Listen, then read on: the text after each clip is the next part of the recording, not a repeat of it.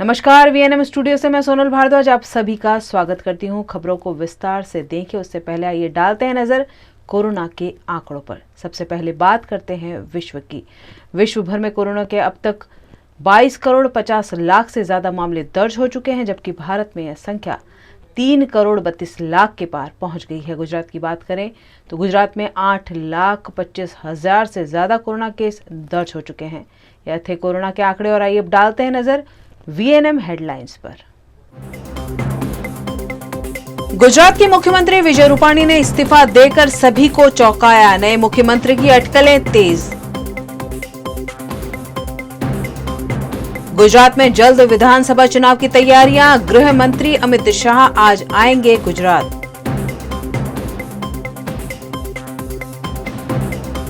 और वडोदरा में बारिश के चलते जगह जगह जल भराव, सड़कें भी हुई खस्ता हाल।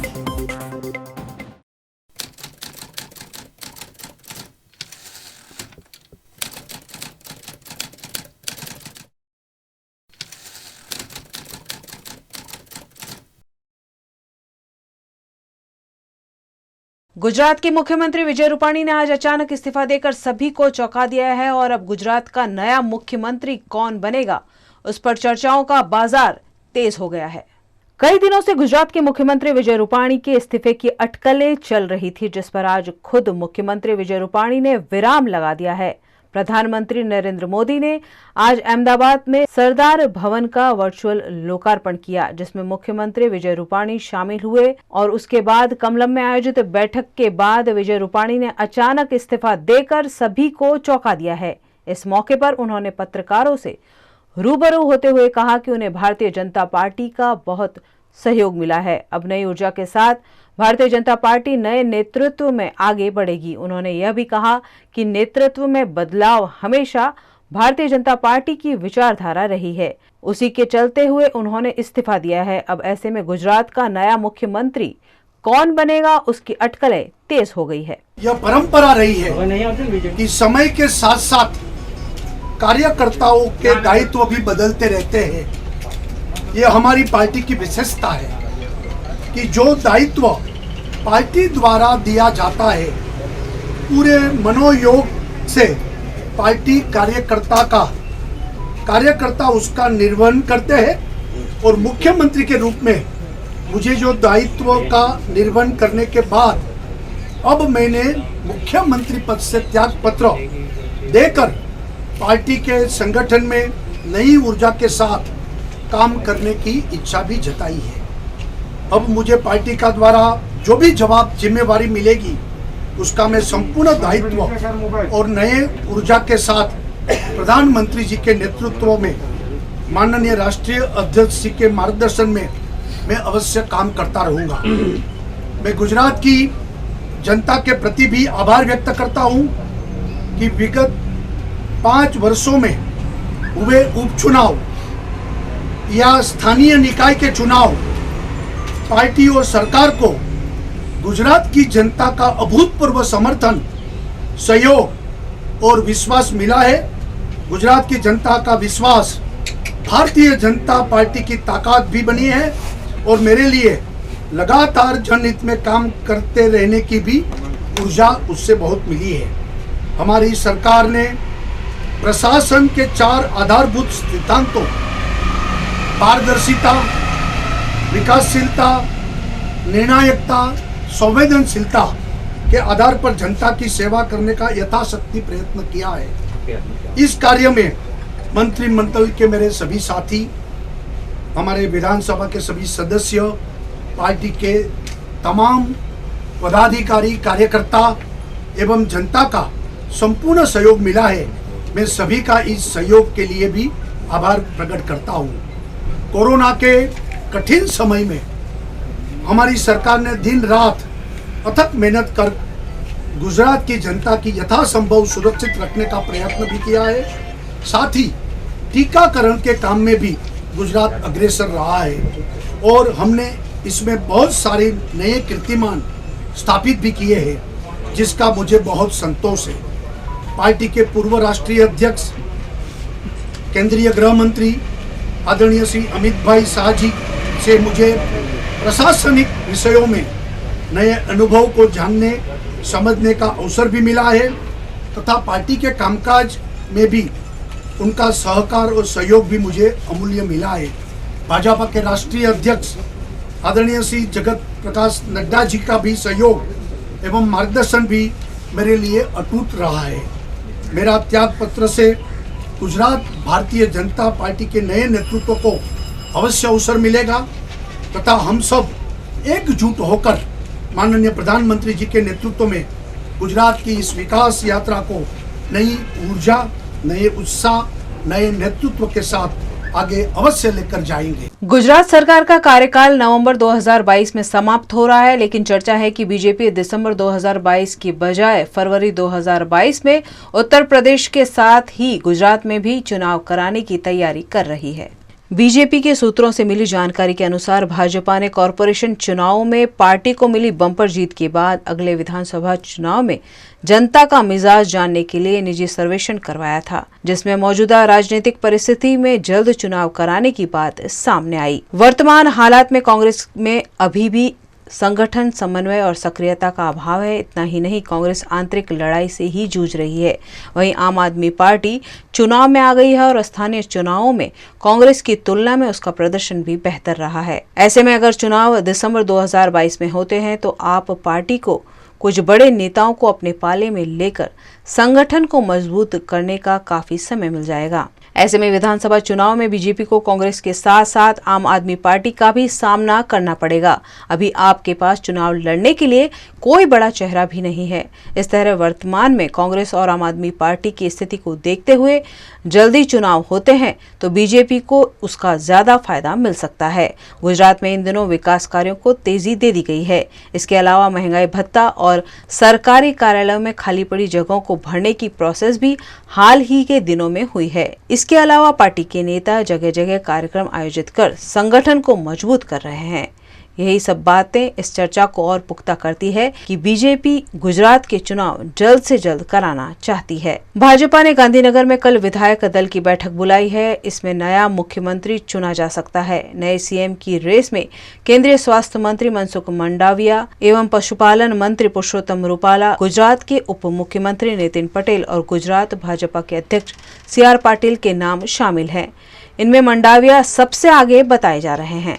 वडोदरा में कुछ ही घंटों की बारिश में शहर नदी तालाब जैसा नजर आने लगता है। कुछ ऐसा ही कल से आज तक हुई बारिश से देखा जा रहा है। कल हुई बारिश के बाद शहर के कई इलाके अभी भी पानी में डूबे हुए हैं। वडोदरा में लालबाग ब्रिज के नीचे बरसाती पानी का जल भराव देखने को मिल रहा है, जिसके चलते वाहन चालक परेशान हो रहे हैं। कल शाम से आज सुबह तक वडोदरा में लगातार बारिश देखने को मिली, जिससे वडोदरा के कई निचले इलाकों में पानी भर गया है। लालबाग निकट काशी विश्वनाथ मंदिर में भी बरसाती पानी का जल भराव देखा गया। इस इलाके में एक और की सड़क बंद होने के बावजूद पानी कम नहीं होने से लोगों को परेशानियां झेलनी पड़ी। અમે દર વર્ષે આ પ્રમાણે જોઈ રહ્યા છીએ કે ક્યાંક ને ક્યાંક પાણીના ખાબોચિયા ભરાતા હોઈએ છે। આજે અમે કરવેરાથી લઈને સંપૂર્ણપણે અમે જવાબદાર નાગરિક તરીકે અમારી ફરજ બજાવીએ છીએ, પણ જો આ પ્રમાણેનું જોવા મળતું હોય તો પછી તંત્રએ થોડુંક જવાબદાર બનવું જોઈએ। આ પાણીનો નિકાલ જે છે પ્રોબ્લેમ પરમેનન્ટ છે। જ્યારે બી ભારે વરસાદ પડે ત્યારે આ પ્રોબ્લેમ થાય છે। કોર્પોરેશનવાળાને મારે એટલું જ કહેવું છે કે અહીંયાથી જે પાણીની લાઈન છે ને એ આ સામેના તળાવ છે એની અંદર આપી દે તો આ પાણીની અહીંયાથી નીકળીને સીધું તળાવની અંદર જતું રહે તો અહીંયા ભરાવાનું બંધ થાય, કાં તો પછી અહીંયાથી ગટર લાઈન આપી દેવી જોઈએ જેનાથી પરમેનન્ટ સોલ્યુશન આવે। કારણ કે દર વખતે આ પાણીનો પ્રોબ્લેમ થાય છે અને દર વખતે કોઈકનું કોઈક પડે છે અને એક્સિડન્ટ થાય છે અને વાગે છે, જેનું કોર્પોરેશને આ ધ્યાન આપવું જોઈએ। વડોદરા શહેર સ્માર્ટ સિટીનો આ લાલબાગથી જિલ્લા પંચાયત કલેક્ટર કચેરીએ જતો મુખ્ય રોડ છે। ગઈકાલે વરસાદ પડ્યો છે, 3 ઇંચ વરસાદ પડ્યો છે, ત્યારે આ જોઈ શકો છો પાણી અહીંયા ભરાઈ ગયું છે। પાણી ભરાઈ જવાના કારણે વાહનોને અવર જવરની મુશ્કેલી પડી રહી છે। જે નીચેથી રોડ છે આખો રોડ બંધ થઈ ગયો છે, ઉપર બ્રિજ પરથી જે લોકો આવી રહ્યા છે એના માટે જોઈ શકો છો પાણીમાં થઈને જવું પડે છે। ક્યાંક ગટર ખુલ્લી હોય તો કોઈ ખાબકીને મરી પણ શકે છે। હાલમાં મારા દ્વારા ગટર અહીંયા શોધવામાં આવી રહી છે। ક્યાંક ગટર મળે તો ક્યાંક કચરો અટક્યો તેને દૂર કરવાનો પ્રયત્ન કરી રહ્યો છું, પરંતુ ગટર કોઈ જગ્યાએ મળી નથી રહી। એક બાજુ વડોદરા મહાનગરપાલિકા સ્માર્ટ સિટીની વાતો કરે છે, સાથે સાથે કહી શકાય કે પ્રી મોન્સૂન કામગીરી કરવામાં આવી છે કરોડો રૂપિયાના ખર્ચે, તો પ્રી મોન્સૂન કામગીરી જો કરી હોય તો આ પાણી ભરાવાના જોઈએ, પરંતુ વડોદરા મહાનગરપાલિકાનો જે ભ્રષ્ટાચાર ચાલી રહ્યો છે તેના કારણે આજે વડોદરા શહેરની જનતાને આ ભોગવવાનું આવ્યું છે। ગઈકાલ રાતનો વરસાદ પડ્યો છે, આખા વડોદરા શહેરમાં પાણી ભરાઈ ગયા છે। આ મુખ્ય રોડ છે, અહીંના કોર્પોરેટર પણ અહીંયા દેખાતા નથી, ધારાસભ્ય ક્યાં છે, સાંસદ સભ્ય ક્યાંક સૂઈ ગયા છે તેવું લાગી રહ્યું છે। એટલે ક્યાંક ને ક્યાંક વડોદરા શહેરના નાગરિકો માટે વડોદરા મહાનગરપાલિકા જોખમ બની છે, વડોદરા શહેરના રાજકારણીઓ પણ જોખમ બન્યા છે, सांसद धारासभ्यों पण वडोदरा शहर माटे एक मोटा मोटुं जोखम है। आटली बधी गाड़ीओ अहींया जई रही छे, लोकोने अगवड़ पड़ी रही है, पाणीनो निकाल नहीं कर्या, एटले क्यांक ने क्यांक वडोदरा शहरना सत्ताधीशो, वडोदरा शहरना अधिकारीओ वडोदरा शहरनी जनता माटे न्याय आपे तेवी अमारी मांग छे। स्मार्ट सिटी जेवी आ बधी आवी, ज्यां त्यां पाणी ढगला, वडोदराथी वडोदरा आ पाणी वर्षोथी आवी ज परिस्थिति छे, कोई फरक पड़तो नहीं एनी अंदर। काल रातનું પાણી આ જોઈને નિરાકરણ કરી નહીં શકતા કોર્પોરેશન, અને આવીને આવી કોર્પોરેશન ભાજપ સરકાર કરે છે બધી, ખાલી ભ્રષ્ટાચાર છે, કશું કામ કરી શકતી નથી, ખાલી બસ હરેક કોર્પોરેટર પોતપોતાનો રૂપિયા જ ખાલી ઉતારવા બેઠેલા છે। બસ વડોદરા તકલીફ, રાતથી લોકો હેરાન કરતી, લોકોની ગાડીઓ બંધ પડી, અત્યારે લોકોને ગાડી એન્જિનના ખર્ચા 35-40 હજાર રૂપિયા खर्चो થાય છે गाड़ियों। वडोदरा शहर में कल से लगातार बारिश हो रही है, ऐसे में जनजीवन खासा प्रभावित हुआ है। खासकर सड़कों पर जल जमाव और टूटी फूटी सड़कें स्मार्ट सिटी के नागरिकों के लिए सिरदर्द बन गई हैं। वडोदरा में कल से लगातार बारिश हो रही है और बारिश के चलते वडोदरा शहर खड़ोदरा में तब्दील हो चुका है। सड़कें धुल गई हैं और सड़कों पर भारी जल जमाव भी देखने मिल रहा है, जिससे आवाजाही में लोग परेशान हो रहे हैं। सोमा तालाब से प्रताप नगर जाने वाली सड़क पर कुछ दिनों पहले ही ड्रेनेज का काम किया गया था और उसके बाद कॉन्ट्रैक्टर ने सड़क बनाना जरूरी ही नहीं समझा। ऐसे में अब गड्ढों वाली रोलर कोस्टर सड़कों का भोग वाहन चालक बन रहे हैं। सोमा तालाब से प्रताप नगर रोड जाते वहाँ पे खड़े हैं। ये रोड जो बरसाती कामगिरी के अंदर शुरू हुआ था उससे पहले हुआ, काफ़ी उस टाइम को भी बहुत काफ़ी टाइम हो गया है, अभी तक ये रोड बना नहीं है। लोगों को तो आए दिन दिक्कत है, कहीं एक्टिवा वाले गिरते हैं, कहीं उम्र वाले गिर जाते हैं, खड्डे हैं इतने, लोगों की गाड़ियाँ पंचर होती, बहुत सारी प्रॉब्लम होती है। लेकिन पता नहीं शासन प्रशासन अगर क्यों इसको ध्यान में नहीं दे रहा है, कॉरपोरेशन वाले क्यों ध्यान में नहीं दे रहे। नेता हैं वोट मांगने के लिए, जब इलेक्शन आते हैं तब आ जाते हैं, वोट का मामला ख़त्म हो गया, अभी कोई नेता यहाँ दिखता नहीं है। क्या नेता रोड पे नहीं जाते होंगे, उनकी गाड़ियाँ नहीं चलती होगी, सब चलती होगी, लेकिन मुँह पे सुबकी साहब के भाई साहब, ये आप स्मार्ट सिटी देखो ना, आप स्मार्ट सिटी का आपको भी ये पता है कि ये रोड ऐसा हो तो वो स्मार्ट सिटी में गिना जाता है क्या? स्मार्ट सिटी कैसी होती है? और आप सूरत जैसी सिटियाँ देखो, स्मार्ट सिटी उसको बोलते हैं कि स्मार्ट सिटी के अंदर कैसा होता है, एकदम रोड सही होता है और समय पे काम होता है। कॉर्पोरेशन ही उसकी जिम्मेदार है, और कॉर्पोरेशन अगर काम नहीं करती है तो उसका कोई न कोई रीज़न होगा। बाकी समय पे काम करना चाहिए कि भाई अभी बना देंगे तो इलेक्शन में क्या बताएंगे, तो उसको बताने के लिए भी रखा हो ताकि इलेक्शन आने से पहले उनको बना देंगे, वहाँ तक भले जनता को परेशानी उठानी है तो उठाओ, और जनता भले जो भी करना है करो, वो जनता को भुगतना पड़ना है। रोड टैक्स भरते हैं जनता, पूरी रोड टैक्स हर टैक्स भरते हैं, तो उनके मुताबिक कॉर्पोरेशन को सुविधा देनी चाहिए। बहुत ख़राब परिस्थिति है अभी रोड, मतलब कल रात को तो हम लोग हैरान हो गए थे आते आते, मतलब जो रास्ता आधे घंटे का होता है वो मैंने 1.5 घंटा हुआ था मुझे घर पहुंचते पहुंचते। रास्ते पे बहुत सारे खड्डे हो गए हैं, गिरते गिरते भी 2-3 बार बच गए थे हम। ड्रेनेज का काम पिछले 6 महीने से चल रहा है, पर उसके लिए रोड खुद गई, पर वो रोड वापस बनी नहीं और अभी भी बनना बाकी है। अभी बारिश हो गई, गाड़ियाँ देख रहे हैं आप कितनी प्रॉब्लम हो रही है, तो इतनी अच्छी अच्छी सोसाइटीज़ हैं यहाँ पे, पर फिर भी उसके कारण धूल उड़ती रहती है। अभी बारिश है तो गड्ढों में लोगों के एक्सीडेंट हो रहे हैं, तो बहुत प्रॉब्लम हो रही है। मैं रिक्वेस्ट करता हूँ यहाँ के मेयर को, जो भी कंसर्न अथॉरिटीज़ हैं उनको, कि वो इसका काम जल्दी से जल्दी पूरा करवाएं और ये सड़क वापस से स्मूथ करवा दें, बनवा दें। जी मैं टावर तो देख रहा हूँ यहाँ लगे हुए जगह जगह, पर पता नहीं वो चालू है कि नहीं, लोगों को फ्री वाईफाई है कि नहीं। मैं इंदौर से हूँ, इंदौर क्लीनेस्ट सिटी है और स्मार्ट सिटी भी है, सूरत के साथ नंबर 1 आई थी। तो यहाँ पे काफ़ी काम मुझे दिखता है कि बाकी है। यहाँ पे ग्रीनरी है, डिवाइडर पे पेड़ लगा रखे हैं, पर आसपास सड़कों के साइड में सफाई नहीं है, लोगों को कचरा डालने के लिए जगह नहीं है। तो वो प्रॉपर कुछ चीज़ें बन जाएं तो आई थिंक बहुत इंप्रूवमेंट आएगा।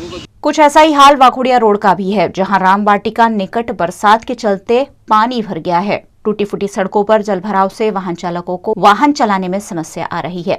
यहाँ भी सड़क खुदाई के बाद सड़क बनी ही नहीं है, जिससे अप्रिय घटनाओं का डर बना हुआ है। ड्रेनेज के ऊपर बोर्ड लगाकर वाहन चालकों को हादसों से बचाने की कोशिश की जा रही है। वाहन चालक भारी जल जमाव से गुजरने के लिए मजबूर है। भारत को आज़ादी दिलाने में और आज़ादी के बाद श्रेष्ठ भारत के निर्माण में हजारों लोगों ने अपना योगदान दिया है। उन्हीं में से एक थे आचार्य विनोबा भावे। आज उनकी जन्म जयंती पर वडोदरा में उन्हें याद किया गया। आचार्य विनोबा भावे भारत के स्वतंत्रता संग्राम सेनानी, सामाजिक कार्यकर्ता तथा प्रसिद्ध गांधीवादी नेता थे। उनका मूल नाम विनायक नारहरि भावे था। उन्हें भारत का राष्ट्राध्यक्ष और महात्मा गांधी का आध्यात्मिक उत्तराधिकारी समझा जाता था। आज उनके जन्मदिन के मौके पर वडोदरा महानगर पालिका द्वारा सलाटवाड़ा 3 रास्ता निकट बनी उनकी प्रतिमा पर माल्यार्पण किया गया। इस मौके पर डिप्टी मेयर नंदा जोशी, स्थायी समिति अध्यक्ष डॉक्टर हितेंद्र पटेल और स्थानीय नगर सेवक उपस्थित रहे। बैंड बाजा के साथ संत विनोबा भावे की जन्म जयंती को मनाते हुए उनके योगदान की सराहना की गई। તેમનો જન્મ મહારાષ્ટ્રમાં થયો। જન્મ સમયનું તેમનું નામ વિનાયક નરહરિ ભાવે હતું। તેઓ ખૂબ જ પ્રખર બુદ્ધિમત્તા, વિશાળ અભ્યાસ, ઊંડો અભ્યાસ, વિશાળ જ્ઞાન, અગાધ જ્ઞાન, જેમની સાથે નમ્રતા, નિયમિતતા અને આ બધા ગુણોથી કડક વૈરાગ્ય, આવા બધા જ ગુણોથી પરિપૂર્ણ, આવા ગુણોથી વિભૂષિત એટલે વિનોબા ભાવે હતા। તેઓ મહારાષ્ટ્રમાં ભણ્યા અને પછી તેમના પિતાએ અંગ્રેજી શિક્ષણ માટે તેઓ વડોદરા લઈ આવ્યા અને તેઓ જ્યારે મુંબઈમાં કોલેજમાં જ્યારે પરીક્ષા આપવા ગયા ત્યારે બારોબાર તેઓ બંગાળ અને ત્યાર પછી બનારસ જતા રહ્યા। કાશીમાં એમને સંસ્કૃતનું શિક્ષણ લીધું। એવો અગાધ ઊંડો અભ્યાસની સાથે સાથે એમનું વાંચન પણ હતું। તો એમનો ઇતિહાસ, ગણિત, તત્વજ્ઞાનની સાથે ધર્મનો પણ એમને ખૂબ સારો ઊંડો અભ્યાસ કર્યો। એવા વિનોબા ભાવેની આજે જન્મજયંતિ છે, એમને અમે પુષ્પાંજલિ અર્પણ કરવામાં આવ્યા। ગાંધીજીનું અધૂરું સ્વપ્ન પણ વિનોબા ભાવે પૂર્ણ કર્યું। તેઓને એમના પિતાશ્રીએ વધુ અભ્યાસ અર્થે વડોદરા શહેરમાં પણ એમને મોકલ્યા હતા અને એમને પોતે સ્નાતક થઈને અલગ અલગ શહેરના ખૂણાઓમાં જઈને પ્રચાર પ્રસાર કર્યો હતો। સાથે તેમણે જે કામગીરી કરી છે એનાથી પ્રભાવિત થઈને આપણા મહાત્મા ગાંધીજીની સાથે પણ એમને કામ કરવાનો અવસર પ્રાપ્ત થયો હતો અને આધ્યાત્મિક સંત પણ ગણાય છે। ગાંધીજીએ એમને બિરુદ આપ્યું હતું। એવા સંત વિનોબા ભાવેનો આજે જ્યારે જન્મદિવસ હોય, મેયરશ્રી, ડેપ્યુટી મેયરશ્રી અને બધા તમામ લોકોના અધ્યક્ષતામાં આજ રોજ તેઓને પુષ્પાંજલિનો कार्यक्रम હતો। खबरें अभी और भी है जिन्हें लगातार आप तक पहुंचाते रहेंगे, लेकिन छोटे से अंतराल के बाद। अब युग धर्म स्टेशनरी से खरीदिए सबसे सस्ती और अच्छी stationery online. Download our app stationery Yug now. मैल की सफाई देखो, कपड़ों की धुलाई देखो, काम में दम और दाम में कम। नर्मदे वॉशिंग पाउडर और लिक्विड अब आपके वॉशिंग मशीन के लिए भी। आत्मनिर्भर भारत की सौगात नर्मदे वॉशिंग पाउडर के साथ। Wide range cleaning products from Narmade. Stockist and dealer invited. Call 777-886-8149 777-886-8149। I'm the joy.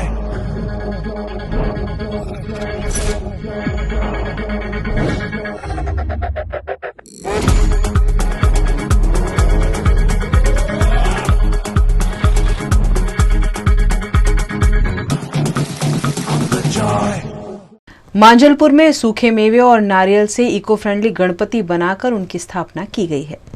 सरकार द्वारा कोरोना गाइडलाइंस के तहत गणेश उत्सव मनाने की छूट दी गई है। इसको लेकर लोगों में काफी उत्साह है। लोग पर्यावरण की रक्षा के मद्देनजर मिट्टी की प्रतिमाएं स्थापित कर रहे हैं, तो मांजलपुर के पार्थ पटेल ने ड्राई फ्रूट और श्रीफल के उपयोग से इको फ्रेंडली श्री जी की प्रतिमा बनाई है।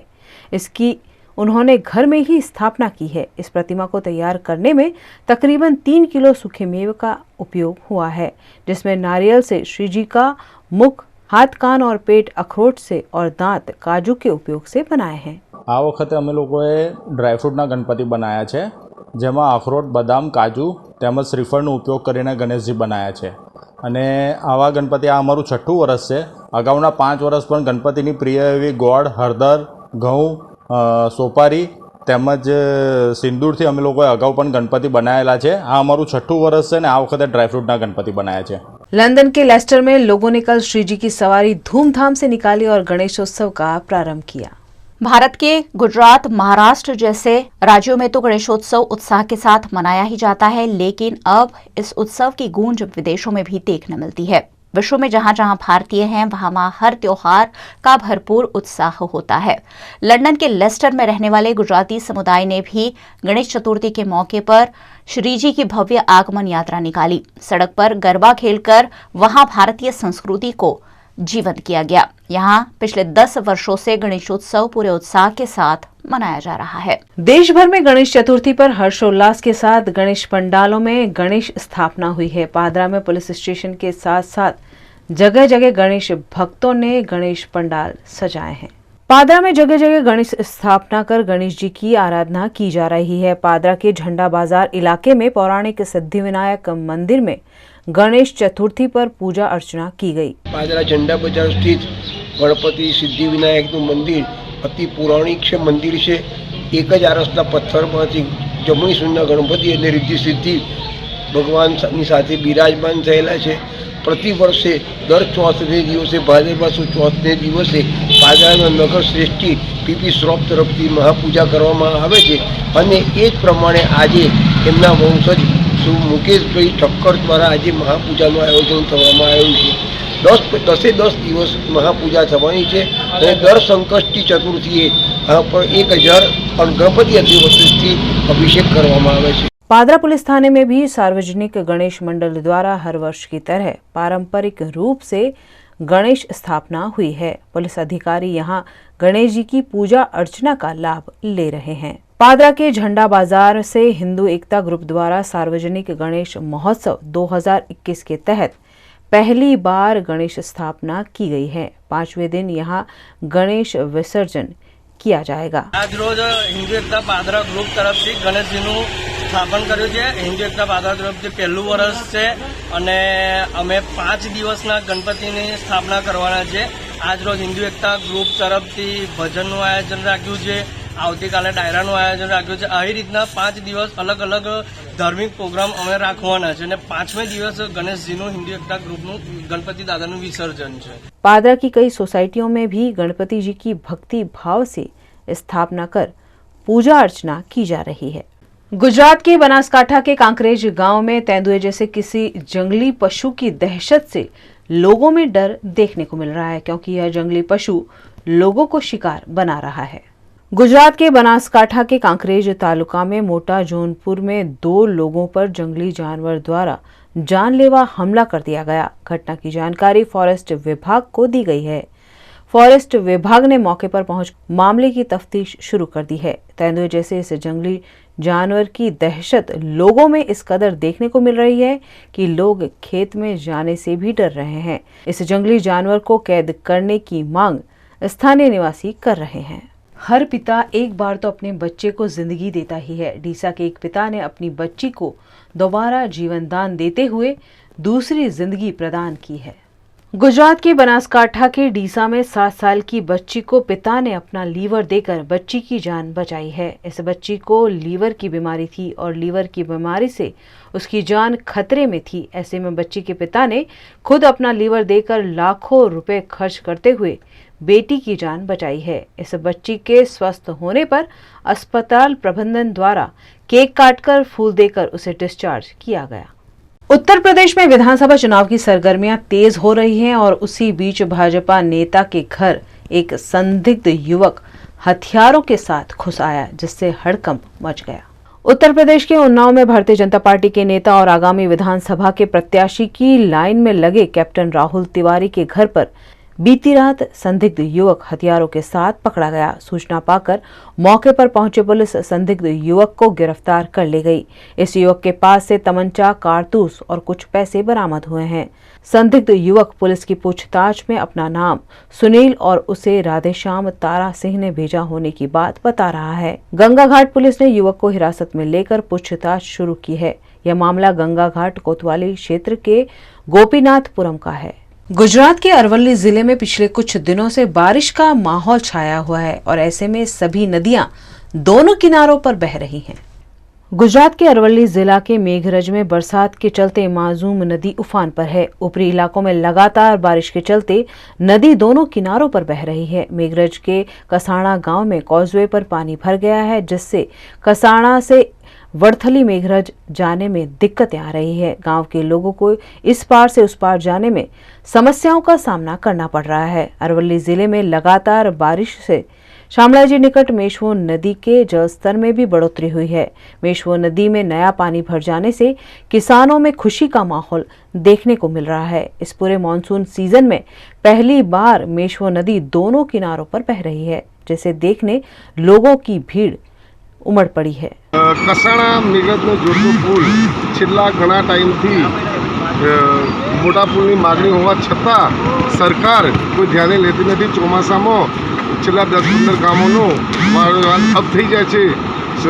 શિક્ષણના લગતા પ્રશ્નો હોય, આ સતી સતું બાળકો ભણવા જઈ શકતા નથી, કર્મચારીઓ નોકરી પર જઈ શકતા નથી। તો સત્વરે આ પુલ સરકાર બનાવે તો સારું। मध्य प्रदेश के नीमच जिले में हो रही बारिश के कारण जनजीवन अस्त व्यस्त हो गया है और जगह जगह जल भराव की स्थिति है। मध्य प्रदेश के नीमच जिले में हुई बारिश के चलते मनासा तहसील के कुछ गांव जलमग्न हो गए हैं और गांव में जल भराव की स्थिति है।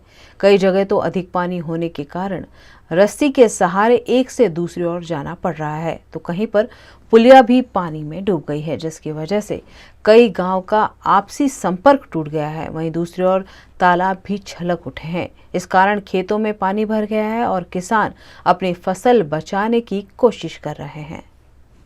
यूपी के बिजनौर में रेलवे स्टेशन के पास रखे स्लीपर कोच में खो खो की नेशनल खिलाड़ी रह चुकी 24 वर्षीय लड़की का शव मिलने से हड़कंप मच गया है। बिजनौर की 24 वर्षीय खो खो की नेशनल खिलाड़ी शुक्रवार दोपहर को कॉलेज में इंटरव्यू देने के लिए घर से निकली थी, लेकिन देर शाम तक घर नहीं पहुंची। उसके बाद उसका शव बरामद किया गया। ऐसे में परिजन लड़की के साथ दुष्कर्म और उसके बाद हत्या की आशंका जता रहे हैं। हमें ना सुबह को 11:40 पे निकली वो घर से रिज्यूम लगाने के लिए कॉलेज में दूसरे, क्योंकि जीआईसी में हो नहीं रहा था काम, प्राइवेट स्कूल खुल चुके हैं, वहाँ गई तो वो गई जीआईसी में निर्मल मैम से बात हुई। 11:40 पे वो घर से निकली है। 11:40 पे निकली, हमें पता नहीं था कि मतलब अब आएगी। हमने सोचा फ़ोन ट्राई कर लेते हैं। फ़ोन ट्राई किया, फ़ोन आ रहा बंद। थोड़ी देर बाद में चाची की चिल्लाने की आवाज़ आ गई कि वो तेरी ताई का फ़ोन आया है कि पीछे कोई लड़की पड़ी है बदहोश हालत में। फिर उसके बाद हम सब भाग के आए, हमारे पैरों की ज़मीन खिसक गई। उन्होंने पूछा बबली है, मैंने कहा नहीं है। हम भाग के आए, सब देखा तो वो जो वे पटरियाँ रखी हैं ना, उनके बीच में पड़ी मिली है। गले में दुपट्टा बहुत खींच के किसी ने जैसे गला कस के खींचा हो, उसका निशान भी है। हाथ पे खरोच के निशान है, जबरदस्ती हुई है उसके साथ। 100% जताई नहीं जा रही है, 100% हुआ है। जैसे कपड़ों की हालत, हमने जिस हालत में उसको देखा है, उठाया है, 100% रेप हुआ। और एक का काम है नहीं, वो स्पोर्ट्स की टीचर रह चुकी है, स्पोर्ट्स की खिलाड़ी रह चुकी है। एक के बस में आने वाली बात होती है। यहाँ पे कल एक सूचना प्राप्त हुई थी चौकी बिजनौर पे कि एक लड़की की बॉडी मिली है। तो इसके ऊपर जब बॉडी मिली थी तो उसके ऊपर हमने एफआईआर पंजीकृत कराई है सुसंगत धाराओं में, और पंचायतनामा की कार्रवाई करने के बाद अब पीएम उसका चल रहा है और आगे इन्वेस्टिगेशन इसमें करके सही तरीके से इसको सॉल्व किया जाएगा। बरसाती मौसम में फैल रही बीमारियों के कारण सिकंदरा के सरकारी अस्पताल में मरीजों की लंबी कतारें नजर आ रही हैं। एक और कोरोना का डर और दूसरी ओर बारिश के मौसम के कारण जलजन्य और मच्छरजन्य बीमारियों के कारण सिकंदरा नगर के सरकारी अस्पताल में मरीजों की कतारें नजर आ रही हैं। सोशल डिस्टेंसिंग और मास्क की बिल्कुल ही अवगणना हो रही है। स्वास्थ्य विभाग के अनुसार कोरोना की तीसरी लहर आने का अंदेशा है। अस्पताल स्टाफ द्वारा लोगों में जागृति लाई जा रही है, लेकिन लोग लापरवाह हैं। देश भर में कोरोना वैक्सीनेशन को तेजी दी जा रही है। राजस्थान के श्री महावीर जी ने 1200 लोगों को कोरोना का टीका लगवाया है। कोरोना की तीसरी लहर से देश के नागरिकों को बचाने के लिए देश भर में कोरोना का टीका लगवाने की कार्यवाही जोरों शोरों से जारी है। इसी के तहत राजस्थान के श्री महावीर जी परिक्षेत्र में लोगों में कोरोना के प्रति जागरूकता फैलाते हुए वैक्सीनेशन के लिए प्रेरणा दी जा रही है। इसी के तहत 1200 लोगों को कोरोना का टीका लगवाया गया। इस वैक्सीनेशन अभियान का हिंडौन के उप जिला कलेक्टर और विकास अधिकारी ज्ञान सिंह ने निरीक्षण भी किया। आज अपने हिंडौन ब्लॉक के अंदर वैक्सीनेशन का अभियान था और उस अभियान के तहत पूरे ही ब्लॉक के अंदर वैक्सीन लगाई जा रही है कोविड को लेकर के। इसी क्रम में आज हमने हॉस्पिटल महावीर जी चेक किया और महावीर जी हमें जो आवंटित की गई थी वो लगभग वैक्सीन लग चुकी है। लोगों में उत्साह का माहौल है। इसी प्रकार से हमारे सारे जो स्टाफ है, सारे डॉक्टर साहिबान हैं, सारे अधिकारीगण हैं, उन्होंने अच्छा सहयोग किया है और वैक्सीन जो मिली थी हमको वो लगभग कंज्यूम हो गई है। तो इसी तरह का माहौल बनाया। सर अब तक कितनी लग गई? अब तक हमारे इस हॉस्पिटल में लगभग 800 के आसपास लग चुकी है और शेष भी जो है वो जल्दी लग जाएगी और इसके बाद नेक्स्ट दौर में नेक्स्ट अभियान आएगा तो उसमें हम करवाएंगे। मेहसाणा जिले के ऊंझा तहसील के अठौर गांव में 22 सूंड वाले गणपति का प्राचीन ऐतिहासिक मंदिर स्थित है। ऊंझा तहसील में पुष्पावती नदी के किनारे स्थित अठौर गांव में भव्य शिल्पकला से समृद्ध 22 सूंड वाले गणपति दादा का भव्य मंदिर अपने आप में स्वयं एक ऐतिहासिक मंदिर है। यह प्रतिमा की विशिष्टता है कि यह प्रतिमा रेणु यानी मिट्टी से बनाई गई है। इस प्रतिमा को सिंदूर और घी का लेप लगाया जाता है। इस विशिष्ट प्रतिमा के दर्शन करने के लिए दूर दूर से लोग आते हैं। इस बार यहां पर गणेशोत्सव के उपलक्ष्य में कोरोना की गाइडलाइन का पालन करते हुए दर्शनार्थी दर्शन कर रहे हैं। इस बार तकरीबन 20,000 से अधिक दर्शनार्थियों ने श्री गणेश जी के दर्शन कर धन्यता का भाव महसूस किया। इस मंदिर के सामने अति प्राचीन भगवान विष्णु के विविध प्रतिमा स्वरूपों का मंदिर भी है। बनासकांठा के थराद वाव हाईवे पर 10 दुकानों में चोरी होने की खबर है।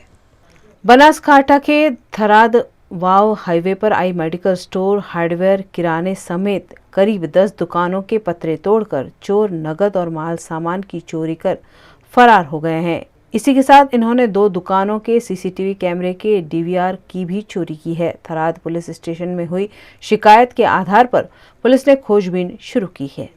यूपी के बिजनौर तहसील के आसपास के गांव में हरी भरी इमारती लकड़ी का धड़ल्ले से कटाव हो रहा है। उत्तर प्रदेश के बिजनौर तहसील के नगीना के NH-74 हाईवे पर मांझेला पुलिस चौकी से थोड़ी ही दूर ग्राम पंचायत कल्याणपुर के कब्रिस्तान में फलदायक आम के पेड़ों के साथ अन्य हरे भरे पेड़ लगाए गए हैं, लेकिन पुलिस चौकी की नाक के नीचे से लकड़ी माफिया दिन रात बिना परमिशन के इन हरे भरे पेड़ों का अवैध कटाई कर रहे हैं। इन हरे भरे पेड़ों की अवैध कटाई कर रहे हैं, लेकिन फिर भी प्रशासन द्वारा कोई कार्यवाही नहीं की जा रही है। सौराष्ट्र के धांगध्रा में परिवार संग विराजित गणेश जी के मंदिर का विशेष महत्व है। सुरेंद्रनगर जिले के धांगध्रा में जोगा सरका के पास एक दंत गणेश जी परिवार सह विराजमान है। गणेश उत्सव के उपलक्ष्य में यहाँ भक्तों की भारी भीड़ रहती है। इस प्रकार की प्रतिमा केवल भारत भर में 2 ही जगह पर है। दूसरी प्रतिमा दक्षिण भारत में स्थित है। यह सीधी सूंड वाले एक दंत गणपति हैं। गणपति ने सर्प की जनेऊ धारण की है। 200 साल पुराने इस मंदिर की स्थापना यहाँ के राजा रणमल सिंह जी ने की थी। यहाँ पर पिछले 2 सालों से कोरोना के कारण हवन और महाप्रसाद का आयोजन नहीं होता है। ધ્રાંગધ્રા દેવસ્થાન સૌરાષ્ટ્રના ગુજરાત શહેરના ધ્રાંગધ્રા દેવસ્થાન એ જોગાસર એક દંતા ગણપતિ દાદાનું મંદિર છે। જોગાસર એક તળાવ છે। એ તળાવના કિનારે સિદ્ધિવિનાયક ગણપતિ દાદા બિરાજમાન છે। ગણપતિ દાદાને યજ્ઞોપવિત સર્પની ધારણ કરાયેલ છે, તેમજ ગણપતિ દાદા 3 મૂષકની સવારી પર બિરાજમાન છે। સાથે સાથે ગણપતિ દાદા એમના સપરિવાર સાથે શંકર, પાર્વતી તેમજ એમના પત્ની શુદ્ધિ બુદ્ધિ રિદ્ધિ સિદ્ધિ સહિત દાદા અહીંયા બિરાજમાન છે।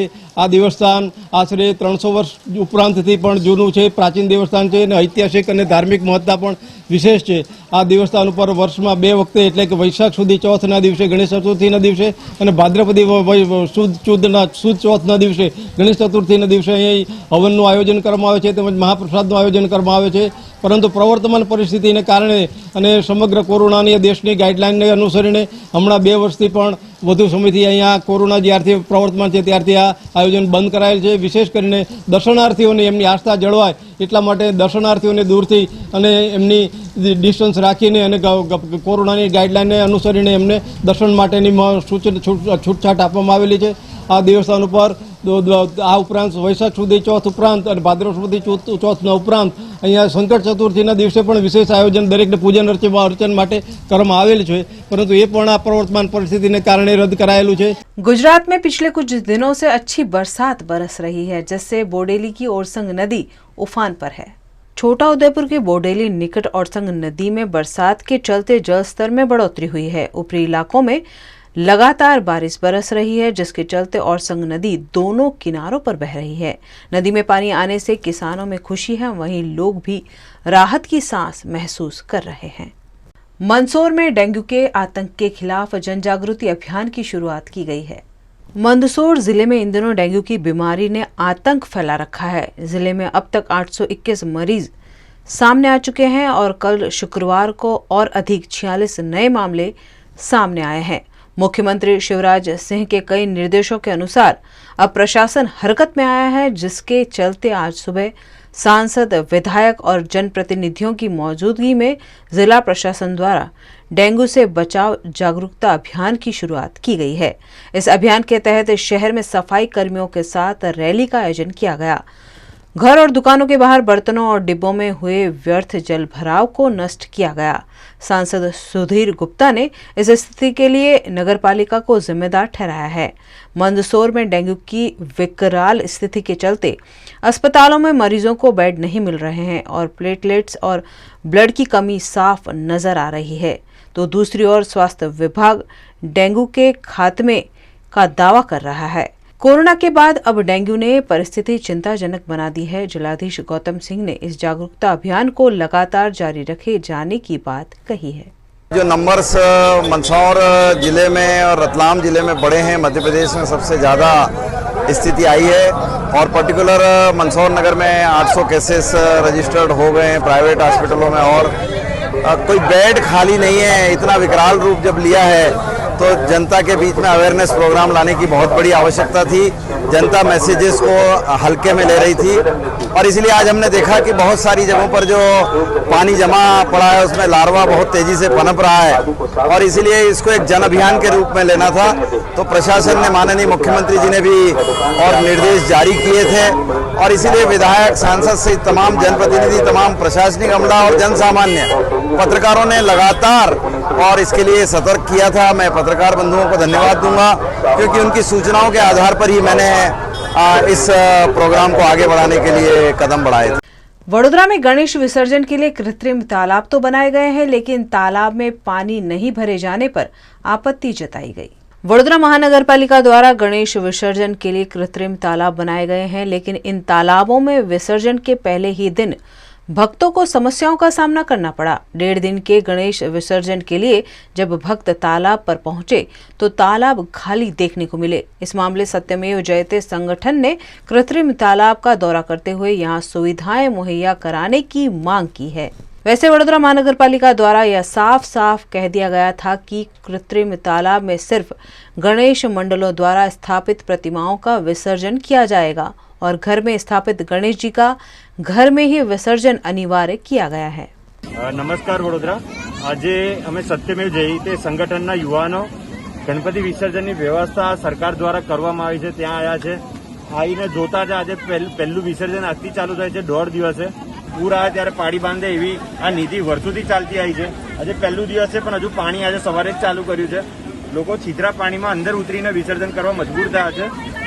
આની સાથે આજે અમે લોકો અહીંયા આવ્યા છે તો અમે આવનાર સમયમાં જે રીતે ગણપતિ વિસર્જન થશે તો એના સંદર્ભ માટે અમે લોકો થોડી તપાસ કરતા અમને ખબર પડી કે અહીંયા એક બહાર કોર્પોરેશને બહાર કોઈ ટેબલ કે એવી વ્યવસ્થા કરવી પડશે કે જ્યાં એ લોકો મૂર્તિને લાવીને એની પૂજા આરતી કરી શકે અને મૂર્તિ ત્યાંથી આપ્યા બાદ મૂર્તિ પર રહેલી ચૂંદડી, ફૂલહાર કે બીજી કોઈ એવી વસ્તુ જે પાણીમાં જઈને ભવિષ્યમાં બીજું કંઈ એનાથી એ ના થાય એના વિસર્જન માટેની અલાયદા અલગથી ડોર ટુ ડોરમાં બીજી કોઈ વ્યવસ્થા જ્યાં પૂજાપાનો સામાન વિસર્જિત થાય છે સાથે કે મૂર્તિનું જે રીતનું વિસર્જન થવું જોઈએ એની માટેના વ્યવસ્થાના માણસોને એનો સ્ટાફ એની પણ વ્યવસ્થા હોય, એનો પણ એક કોઈ દર નક્કી કરવામાં આવે કાં તો કોઈ બીજી વ્યવસ્થા હોય એની તૈયારી કરવામાં આવે। સાથે કે આ જે કૃત્રિમ તળાવ બનાવ્યું છે એ ઘણા પૈસાથી ખર્ચીને બનાવ્યું છે। આનું પ્લાસ્ટિક સારી ક્વોલિટીનું હોય છે તો આ જ્યારે પણ ગણપતિ ઉત્સવ ખતમ થાય તો આની સેફટીને આની તૈયારી માટે પણ અલાયદા પ્રયત્ન કરે, આ અમારી માંગ છે।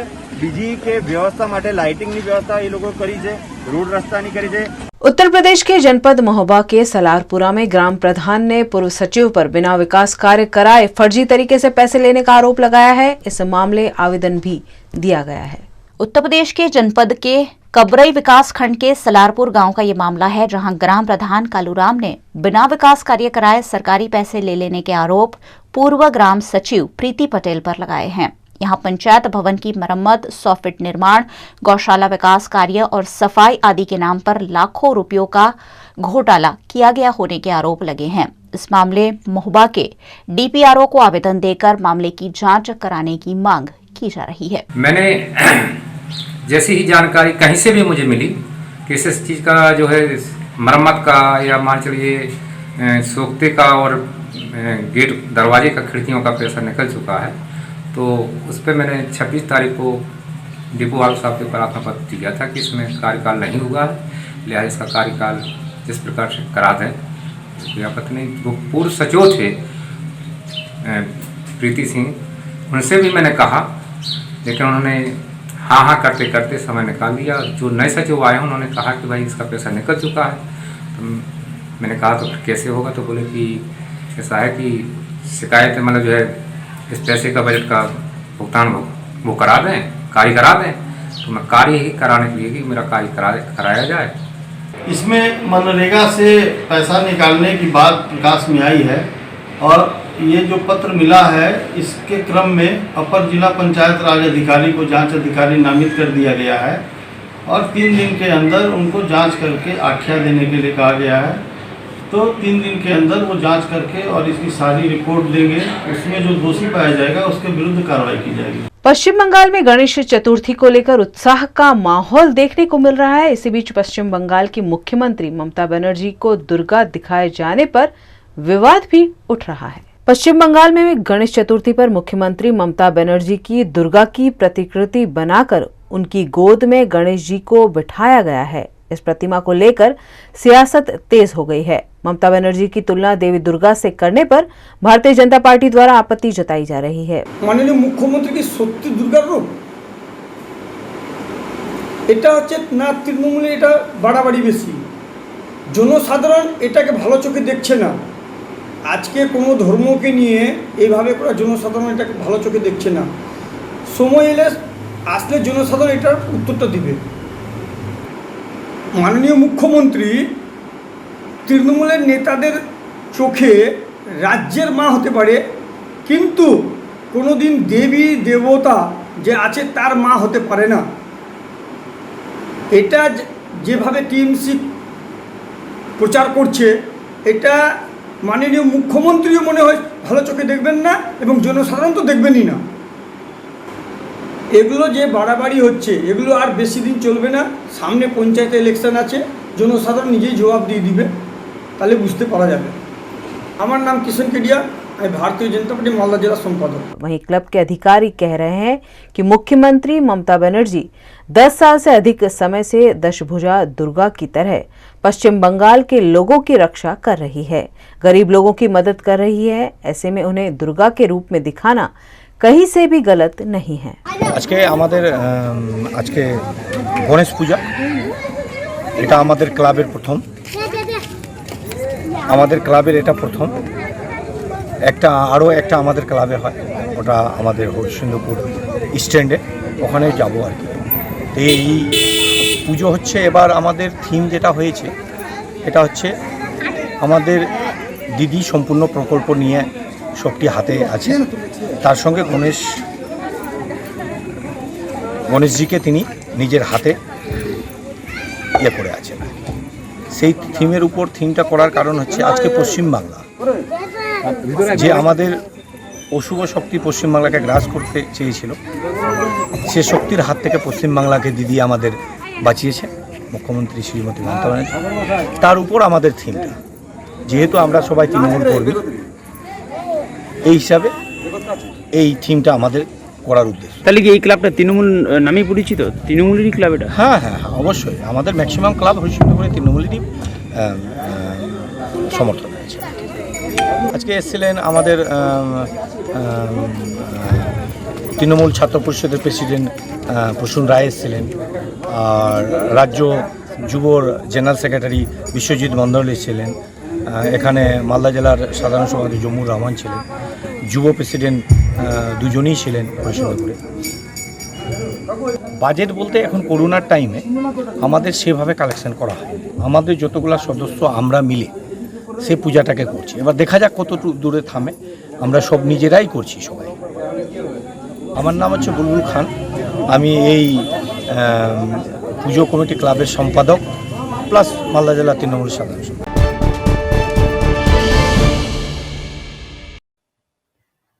नमस्कार, मैं गायत्री व्यास। आज गुजरात की राजनीति में बहुत बड़ा बदलाव आया। अचानक गुजरात के मुख्यमंत्री ने इस्तीफा दे दिया। कमलम में उन्होंने अपना इस्तीफा वहां पर घोषित कर दिया कि मैं यहां इस्तीफा दे रहा हूं, और राज्यपाल को मिलकर उन्होंने अपना इस्तीफा दे दिया। गुजरात के मुख्यमंत्री विजय रूपाणी ने जब इस्तीफा दे दिया तो अब अटकलें लगाना लोगों ने शुरू कर दिया है कि अब गुजरात का मुख्यमंत्री कौन बनेगा, और बहुत सारे नामों की चर्चा चल रही है, मगर हम कोई नाम नहीं बताएंगे। हमारे साथ जुड़े हैं डॉक्टर जयेश शाह, जो राजनीतिक विशेषज्ञ हैं। उन्हीं से जानेंगे कि अब गुजरात का आगे क्या होगा। जयेश भाई, बहुत बहुत स्वागत है। क्या कहेंगे आप? नमस्कार।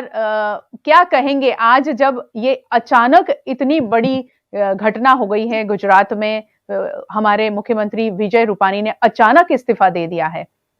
ये एक्चुअली मेरी नजर में अचानक नहीं है। हाँ, यही जानना चाहते थे हम।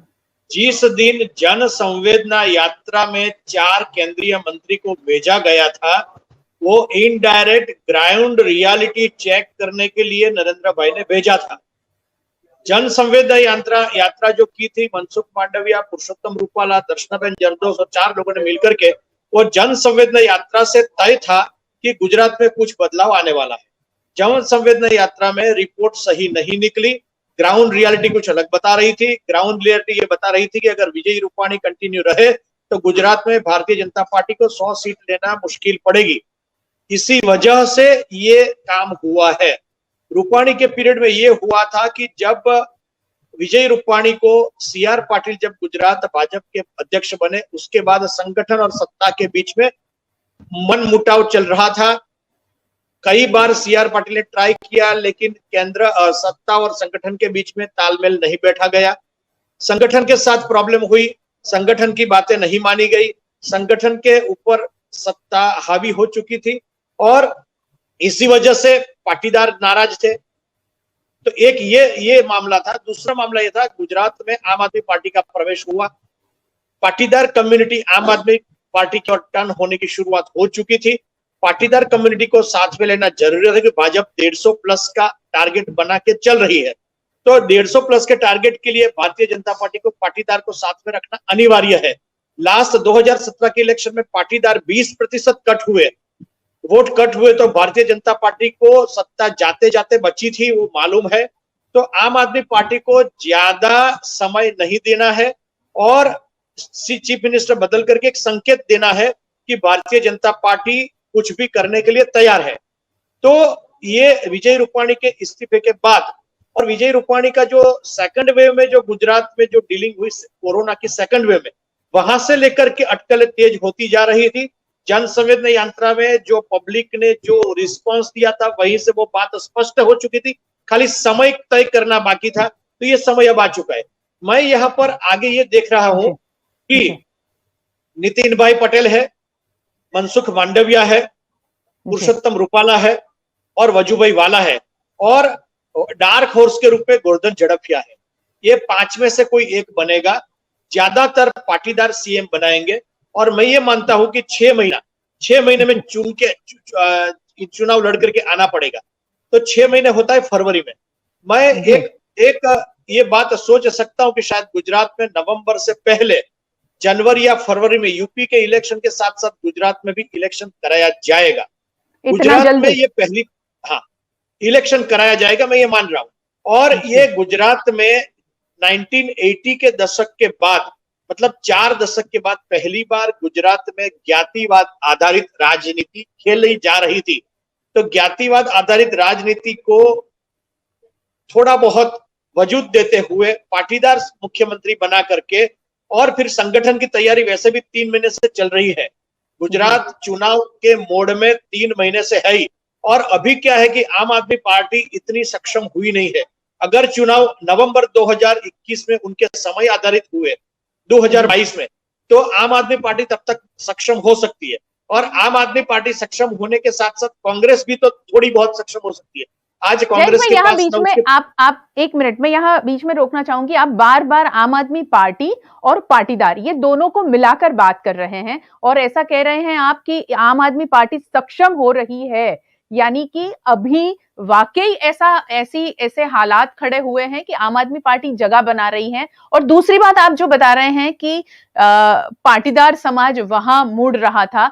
तीसरी बात बता रहे हैं कि जो जन संवेदना यात्रा के दौरान विजय रूपाणी के प्रति लोगों का रुख कम नजर आया था। हमने भी एक पोल किया था और उसमें भी हमने पूछा था कि क्या विजय रूपाणी सरकार से आप खुश हैं, तो बहुत सारे ऐसे जवाब आए थे जो शायद विजय रूपाणी सरकार को गवारा न हो। तो कुल मिलाकर ये सारी बातों के सामने एक अहम मुद्दा उठकर आ रहा है, वो ये है कि आम आदमी पार्टी से, बीच में किसी ने कमेंट किया था कि आम आदमी पार्टी से भारतीय जनता पार्टी डर रही है या अपने आप को और ज्यादा सक्षम बनाने की कोशिश कर रही है। कुछ समझ नहीं आ रहा है। आम आदमी पार्टी से भारतीय जनता पार्टी डर नहीं रही है जी। हकीकत में तो आम आदमी पार्टी की एंट्री गुजरात में हुई तो it's a blazing in disgust. तो ये श्राप आशीर्वाद रूप निवड़ेगा भाजपा को। 27 साल से गुजरात में सत्ता पर है, एंटी इनकम्बेंसी फैक्टर रूपाणी की वजह से भारतीय जनता पार्टी के लिए सक्षम बनता जा रहा है। तो उस टाइम पर कांग्रेस तो सक्षम है नहीं, तो कांग्रेस और आम आदमी पार्टी के बीच में अगर वोट का बंटवारा हो जाएगा तो भारतीय जनता पार्टी की 150 प्लस सीटों की जो अपेक्षा है वो शायद पूरी हो सकती है। तो आम आदमी पार्टी से डर नहीं है, लेकिन आज आम आदमी पार्टी जिस तरह से ज्ञातिवाद का राजकारण खेल रही है, और साथ साथ मैं ये साफ बता देता हूं, शायद आम आदमी पार्टी के नेता नहीं बता रहे हैं, आम आदमी पार्टी गुजरात में सॉफ्ट हिंदुत्व का पत्ता खेल रही है। अगर आपने आकलन किया हो लास्ट 3 महीने का, तो वो सॉफ्ट हिंदुत्व का पत्ता खेल रही है। और सॉफ्ट हिंदुत्व के पत्ते के साथ साथ मतलब ये एक सोची समझी रणनीति के अंतर्गत आम आदमी पार्टी प्रवेश कर रही है। तो आम आदमी पार्टी भारतीय जनता पार्टी का स्थान नहीं लेगी, आम आदमी पार्टी कांग्रेस का स्थान लेगी। लेकिन आम आदमी पार्टी को मैं इतना वजूद नहीं दे रहा हूं, लेकिन मैं पाटीदार कम्युनिटी को वजूद दे रहा हूं। पाटीदार कम्युनिटी सबसे समृद्ध कम्युनिटी है। पाटीदार कम्युनिटी गुजरात में करीब 18% पाटीदार है। अगर आप उसमें अंजना पटेल और दूसरे को गिने जाए तो वो करीब 20-21% तक पाटीदार कम्युनिटी है। और वो पाटीदार कम्युनिटी 1980 के दशक से जब माधव सिंह सोलंकी ने खाम थियरी अप्लाई करके 149 से कांग्रेस के लिए जीता था, तब से पाटीदार कम्युनिटी भारतीय जनता पार्टी के साथ कंधे से कंधा मिलाकर के खड़ी है। वो 2017 में थोड़ी 15-20% खिसकी हुई थी, वो नहीं देना चाहते, क्योंकि पाटीदार कम्युनिटी वैसे भी बिजनेस कम्युनिटी है, एग्रीकल्चर फार्म सेक्टर के साथ जुड़ी हुई है। तो ये सब समीकरण जो है वो समीकरण के हिसाब से पाटीदार कम्युनिटी को भारतीय जनता पार्टी के साथ रहना अनिवार्य है। तो ये विजय रूपाणी को हटा करके एक एंटी इनकम्बेंसी को कंट्रोल किया है, और साथ साथ जो विजय रूपाणी के सामने जो रोष था प्रजा का उसको कंट्रोल करेंगे, और पाटीदार सीएम ला करके पाटीदार कम्युनिटी को भी कंट्रोल करेंगे। और ओबीसी फैक्टर जो है, जो सबसे बड़ी कम्युनिटी गुजरात में है, ओबीसी फैक्टर के रूप में मैं आपको दर्शकों को बताना चाहता हूं कि ओबीसी फैक्टर के लिए केंद्र में रोहिणी कमीशन का अपॉइंटमेंट हुआ है। रोहिणी कमीशन का रिपोर्ट कहीं भी किसी भी समय पर आ सकता है, और उसमें ओबीसी में सब कैटेगराइजेशन किया जा रहा है। ओबीसी में 4 कैटेगरी हो जाएगी, कैटेगरी 1, 2, 3 और 4। अभी क्या हो रहा है कि ओबीसी में जो अनामत शिक्षण में हो या जॉब में हो, तो 9 या 10 ओबीसी की कम्युनिटी को ही बेनिफिट मिलते हैं, और करीब 2633 कम्युनिटी में से 1800 कम्युनिटी को ओबीसी में बेनिफिट नहीं मिल रहा है। तो ये जो नया जो बाइफर्केशन आ रहा है, उस बाइफर्केशन में कैटेगरी 3 और 4 में करीब 1200 से ज्यादा कम्युनिटी को लेकर के उसमें करीब 27 में से 18% रेशियो में उसको अनामत दे दी जाएगी, और इसी वजह से ओबीसी वोट बैंक पर भी तब तक भारतीय जनता पार्टी कब्जा कर लेगी। तो ये एक सोची समझी सोशल इंजीनियरिंग की रणनीति के तहत ये एक सब कार्य हो रहा है, और ये आज का नहीं है मेरे लिए, ये अचानक है, ये भूचाल है नहीं है। मैं तो जन संवेदना यात्रा हुई थी तब से बोल रहा हूं कि ये भूचाल नहीं है, तब से ये सोची समझी रणनीति है। तो ये राजनीति, और ये कांग्रेस से राजनीति नहीं समझ रही है। अभी ना उसके प्रदेश प्रमुख तय हुए, ना उसके विरोध पक्ष नेता तय हुए। तो ये जो सोची समझी रणनीति है, तो ये मैं इसीलिए ये प्रिडिक्ट कर सकता हूं कि फरवरी में यूपी के साथ साथ या तो इलेक्शन यूपी का भी थोड़ा जल्दी कराया जाए, तो दिसंबर और जनवरी के बीच में आने वाले दिनों में गुजरात की राजनीति में काफी कुछ बदलाव आ सकता है, ऐसा आपका कहना है? हाँ, काफी बदलाव देखने को मिलेगा और उस बदलाव का फायदा 25-27 साल तक सत्ता में रहने के बाद भी भारतीय जनता पार्टी को मिलेगा। उस तरह से सोशल इंजीनियरिंग और स्ट्रेटेजी बन रही है और उस स्ट्रेटेजी के अंतर्गत ही रूपाणी को रिजाइन करना पड़ा है। जी, और जैसे आपने बताया कि पाटीदार से ही कोई हमारे गुजरात के मुख्यमंत्री बनेंगे, तो पाटीदार में नितिन पटेल का नाम ही सबसे आगे आज लिया जा रहा है, जब से ये खबर आई है कि हमारे मुख्यमंत्री ने इस्तीफा दे दिया है। लेकिन नितिन पटेल इसलिए क्योंकि नितिन पटेल दोनों जो पाटीदार के जो कड़वा ग्रुप है और लीवा ग्रुप है, दोनों ग्रुप में सम्माननीय नहीं है। उनके सामने मनसुख मांडविया ऐसा है, अनुभव, राजनीति का अनुभव है, राजनीति का अनुभव है, लेकिन उसमें जब इलेक्शन सर पर हो न, तब अकेला राजनीतिक अनुभव नहीं देखा जा सकता है। जब इलेक्शन सर पर हो तब उसकी कैलकुलेशन बहुत अलग होती है। तो मनसुख मांडविया वैसे भी हेल्थ मिनिस्टर है और 6 महीने में चुनाव जीतना होता है, तो 6 महीने के अंदर अंदर विधानसभा के चुनाव आ जाएंगे और फिर मनसुख मांडविया वापस फिर शायद हो सके तो या तो केंद्र में चले जाए, फिर गुजरात के फिर परमानेंट 5 साल के लिए, मतलब पूरी टर्म के लिए सीएम बन जाए। एक ऑप्शन ये है। दूसरा ऑप्शन ये है कि परषोत्तम रूपाला भी एक ऑप्शन हो सकता है। और तीसरा एक ऑप्शन, क्योंकि भारतीय जनता पार्टी के लिए कुछ भी असंभव नहीं है, वजूभाई वाला बीजेपी में सभी जो ग्रुप है, सभी ग्रुप के लिए ग्रुप को साथ में लेकर के चलने वाले, जैसे मनसुख मांडविया चलने वाले, लेकिन उनका एक उम्र का फैक्टर काम करने के लिए मैं उसको ज्यादा वजूद नहीं देता हूं। मेरे वजह में मनसुख मांडविया नंबर 1 पर आएगा, दूसरे नंबर पर नितिन भाई चलेगा और तीसरे नंबर पर अगर हो सके डार्क हॉर्स के रूप में गोवर्धन झड़फिया भी आ सकता है। अच्छा, गोवर्धन झड़फिया भी आ सकते हैं, ये अंदाजा लगाया जा रहा है। ये नाम आज दोपहर से जब से ये खबर आई है, ये चल ही रहे हैं। आखिर में क्या कहेंगे, जैसे ये खबर के बाद में अब गुजरात के लोगों की मानसिक स्थिति क्या हो सकती है, क्योंकि आप तो बहुत ज्यादा लोगों के पास में जाके, आपका एक ये भी एक मुद्दा रहा है हमेशा, रिसर्च के तौर पर आप लोगों से बहुत ज्यादा मिलते हैं। नहीं, लोगों में विजय रूपाणी के सामने आक्रोश था, रोष था, वो हकीकत को बीजेपी ने स्वीकार करके विजय रूपाणी से रिजिग्नेशन ले लिया। और जो कम्युनिटी बीजेपी के साथ 40 साल से खड़ी है, उस कम्युनिटी को सेटिस्फाई करने के लिए भी एक काम बीजेपी करेगी, ऐसा मुझे लग रहा है। और अगर फिर नाम आपने बताए हैं कि अब मुख्यमंत्री बन सकते हैं, वो सब ऐसा लग रहा है कि ये सभी नामों को स्वीकृति मिल जाएगी गुजरात की प्रजा की ओर से?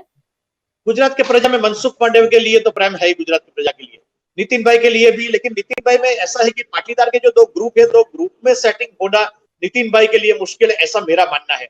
और नितिन भाई अमित शाह और जो केंद्र के जो बीजेपी के टोच के नेतृत्व के साथ सही तालमेल नहीं है, और इसी वजह से मैं मनसुख मांडविया को नंबर 1 पे रखता हूं और परषोत्तम रूपाला को नंबर 2 पे रखता हूं। नितिन भाई और गोवर्धन भाई झड़फिया, वो 2 डार्क हॉर्स के रूप में आ जा सकते हैं। जी, बहुत बहुत शुक्रिया हमसे बात करने के लिए जयेश भाई। आप वडोदरा में नहीं हैं, मगर बतौर बरोडियन आपने अपनी सारी जितने भी बातें थी वो रखी है सामने। बहुत बहुत शुक्रिया हमारे साथ जुड़ने के लिए। Thank you. तो ये थे डॉक्टर जयेश शाह, राजनीतिक विशेषज्ञ, बता रहे थे कि अब गुजरात के मुख्यमंत्री कौन बन सकते हैं, गुजरात की राजनीति में क्या उठक पटक हो सकती है, कितने जल्दी चुनाव आ सकते हैं, यूपी के चुनाव भी जल्दी हो सकते हैं। ऐसी बहुत सारी बातें बताई है उन्होंने, और जो मुख्यमंत्री कौन बन सकता है उसके नाम उन्होंने जो घोषित किए हैं, वो नाम पर अगर आप मोहर लगा रहे हैं तो कमेंट बॉक्स में जरूर लिखिएगा। बहुत बहुत शुक्रिया हमारे साथ जुड़ने के लिए। नमस्कार।